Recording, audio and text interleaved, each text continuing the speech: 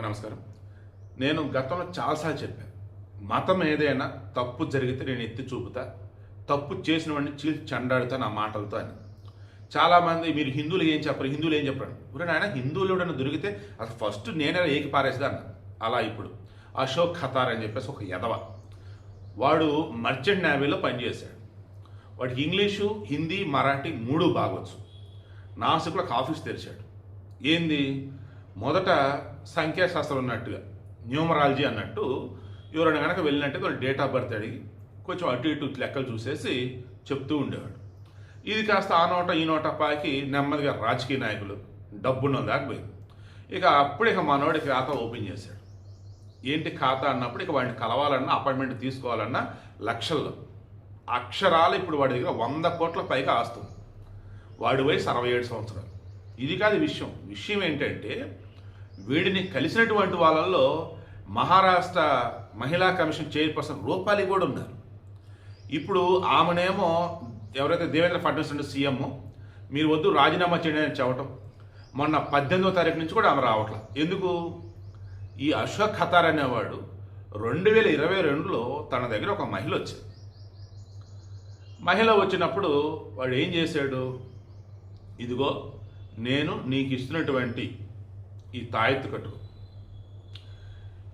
తాయెత్తు కూడా అనకూడదేమో, తాడు కట్టుకో, ఇది గనక తీసావనుకో ఇక ఇబ్బంది అయితే అని చెప్పున్నాడు. ఏ రకంగా? ఒక అమ్మాయికేమో పెళ్ళి, ఒక ఆమెకేమో వాళ్ళ హస్బెండ్ ఒంట్లో బాధ. ఇలా అమ్మాయికి ఎవరికైతే పెళ్ళి కావాలి అని వెళ్ళినప్పుడు తాడిచ్చాడు, కట్టుకుంది. అయితే ఆ తాడు అసలు తీయొద్దని అన్నాడు. అలా పెళ్లి సంబంధం కుదిరింది. ఇంతలో ఎగ్జామ్ ఏదో వచ్చింది.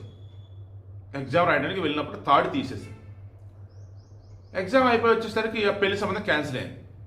దాంతో అమ్మ తాడు తీసాం, పెళ్లి సంబంధం క్యాన్సిల్ అయిపోయిందని చెప్పేసి అనుకుని మరలా ఆయన దగ్గరికి వచ్చాను. సరే ఈసారి నేను చెప్పినట్టుగా చేయాలని చెప్పేసి వాడు ఎంత దారుణానికంటే వాడి మూత్రం తాగించాడు. అండ్ దానిలో మత్తు లాంటిది కలిపేసేసి వాళ్ళకి ఇచ్చేసి ఇక లైంగికంగా భయంకరంగా వాడేశాడు. ఇలా మా పెళ్లి సంబంధం వచ్చింది, పెళ్లి చేసుకుంది, వీడి దగ్గరికి వస్తూనే ఉంది. దెన్ ఒకనొక సమయంలో స్పృహలో ఉన్నప్పుడు అర్థమైంది వీడు నన్ను లైంగికంగా అనుభవిస్తున్నాడని. కాదు కూడదంటే అప్పుడు ఫోటోలు మొత్తం చూపించి ఇవన్నీ నా దగ్గరనే జాగ్రత్త బయట పెడతాను బెదిరించి, ఇప్పుడు నువ్వు కనుక నేను చెప్తే కనుక చేయకపోతే నువ్వు పెళ్లి చేసుకున్నాడు అన్నాడు, వాడు చచ్చిపోతాడని భయపెట్టి అలా మొత్తానికి ఆమె ఎట్టగాలకు ఇక పోలీస్ స్టేషన్లో కేసు పెట్టారు. ఇక పోలీసులు చాలా తెలివిగా బయట అంతడు దొంగోడు వచ్చాడు అన్నట్టుగా హడావుడి చేస్తూ అప్పుడు లోపలికి వెళ్ళారు. అలా లోపలికి వెళ్ళే మూమెంట్లో నాసిక్ ఆఫీసర్ని పట్టుకొని తీసుకెళ్ళారు. క్రాస్ చెక్ చేస్తే వాడి దగ్గర ఒక పెన్ డ్రైవ్ ఉంది. దానిలో 58 మందికి సంబంధించినటువంటి ప్రైవేట్ వీడియోలు, నగ్న వీడియోలు, ఫోటోలు ఇవన్నీ ఉన్నాయి. వాళ్ళల్లో డబ్బున్నోళ్ళు, పొలిటీషియన్స్ చాలామంది ఉన్నారు. అసలు ఇప్పుడు మహారాష్ట్ర ఎప్స్టీన్ ఫైల్స్ అంటున్నారు దీన్ని. ఎంత దూరం వెళ్ళేదంటే అర్థం కావట్లేదు. ఇందాక ఒక మనిషికి సంబంధించి ఏం చెప్పాను, పెళ్ళి, ఇంకొక మనిషికి సంబంధించి హెల్త్ బాగాలేదు కదా, వీడు చెప్పింది వాళ్ళు చేశారు, హెల్త్ సెట్ అయినారు. హెల్త్ వీడు చెప్తేనే ఏం కాదు, డాక్టర్ ఇచ్చిన మెడిసిన్ వీళ్ళు వాడారు, సెట్ అయిపోయింది. బట్ వాళ్ళు ఏమనుకున్నారు, వీడిచ్చిన తాడు, వీడు చెప్పినటువంటి మంత్రాలు తంత్రాలు ఏదో అనుకున్నారు. అలా వీడు అసలు ఏ రకంగా లొంగ తీసుకున్నాడంటే మొత్తం సీక్రెట్ కెమెరాలు పెట్టేసి వీరిని వీడి దగ్గరికి వచ్చిన మూమెంట్లో నెమ్మదిగా అంతా మంచి జరిగింది అన్నట్టుగా మాట్లాడుతూ ఇదిగో ఇది తాగు అన్నట్టు వాడి మూత్రం దానిలో మత్తు కలిపిస్తేవటం. ఆ తర్వాత వాళ్ళు స్పృహ తెప్పిన తర్వాత ఇక వాళ్ళని లైంగికంగా వాడేయటం. వాడి వయసు 67 సంవత్సరాలు. బట్ వాడి దగ్గరికి వచ్చినటువంటి వాళ్ళలో పిల్లలు, పెద్దలు, వాళ్ళు అంతా ఉన్నారు. ఇలా ఎంతమందిని వాడు వాడాడంటే అసలు ఆ పోలీసులు షాక్ అవుతున్నారు, ఎలా ఇటువంటి వాళ్ళు నమ్ముతున్నారు అని. వీడియో కంటెస్ట్ మీకు అర్థమైంది కదా.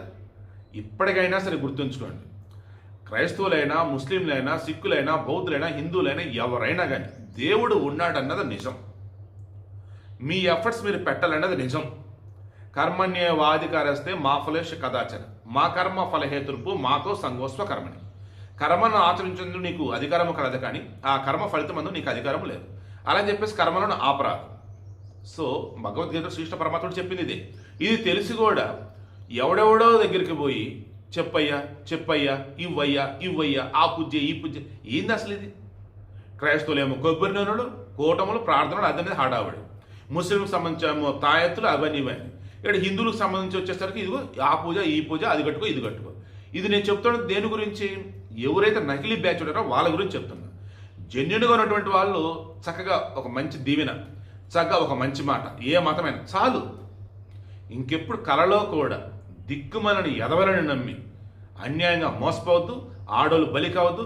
ఒకసారి మీకు అలాంటిది అనుభవం అయింది అనుకుందాం, ఇమీడియట్గా పోలీస్ కంప్లైంట్ ఇచ్చేశాడు, వెనక్గా తగ్గవద్దు.